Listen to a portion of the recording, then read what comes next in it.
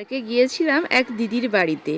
দিদি কম বান্ধবী বেশি। আমরা মেকআপ শিখতে গিয়ে আমাদের প্রথম পরিচয় হয়েছিল। সেখান থেকে আজকে আমরা দুজন খুব ভালো বন্ধু হয়ে গিয়েছি। এই প্রথমবার গিয়েছিলাম দিদির বাড়িতে।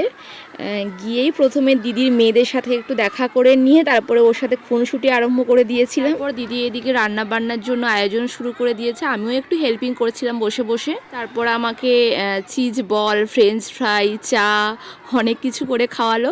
আর একদিকে পিৎজার আয়োজন চলছিল আর এইদিকে করেছিল চিকেন কাবাব। সব কিছুই দিদি নিজের হাতে রান্না করলো আর রান্নার টেস্ট তো অসাধারণ ছিল। সবাই মিলে এবারে পিৎজা খেতে বসে গিয়েছি আমরা। খাওয়া দাওয়া সেরে দিদির এই পুচকি মেয়েটা জেদ ধরলো যে আন্টি আমার সাথে তোমাকে নাচতে হবে। দিয়ে ও বক্স বাজানো শুরু করে দিয়েছে আর ওর সাথে আমি একটু নাচছিলাম। বাচ্চার সাথে তো বাচ্চার মতো করে নাচতে হবে, না হলে ও ইন্টারেস্ট পাবে না।